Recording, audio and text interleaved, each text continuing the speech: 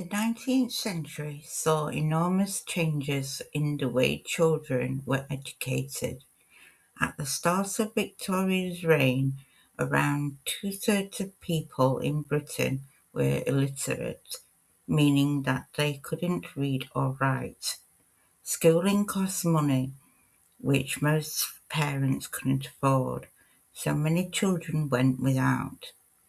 For the children who did go to school, the sort of education that they received varied greatly.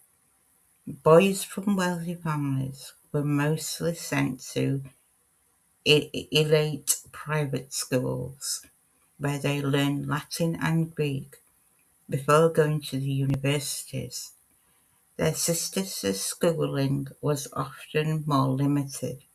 They took lessons at home in subjects such as needlework and music.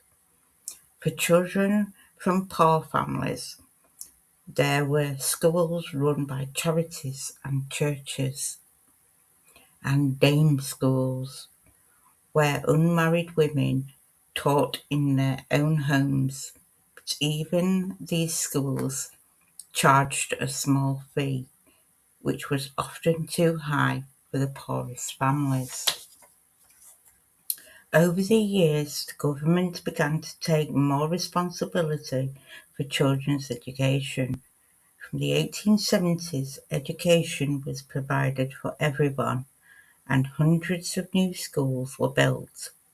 By the end of Victoria's reign, education was compulsory and free for all children up to 12 years old. The nation was now better educated than ever before. Lessons focused on what the Victorians called the three R's: reading, writing, and arithmetic. A lot of the work was dull by today's standards.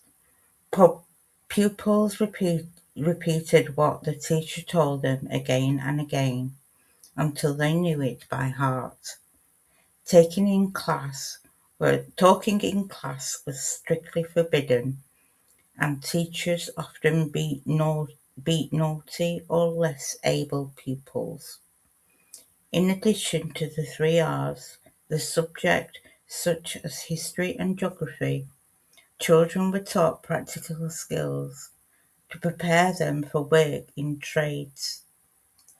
Boys learnt mathematics, woodwork, and technical drawing.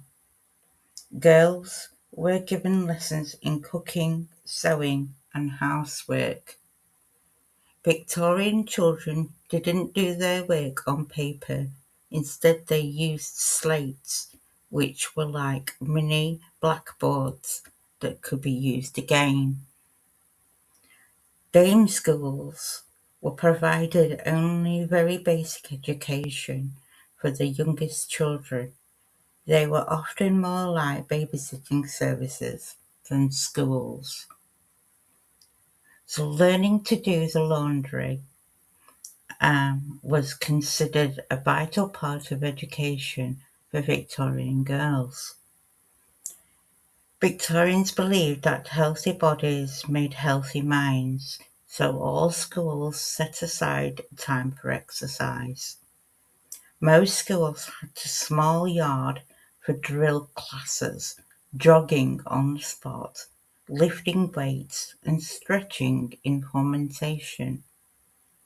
Boys at private schools played team sports, including soccer, cricket, and rugby.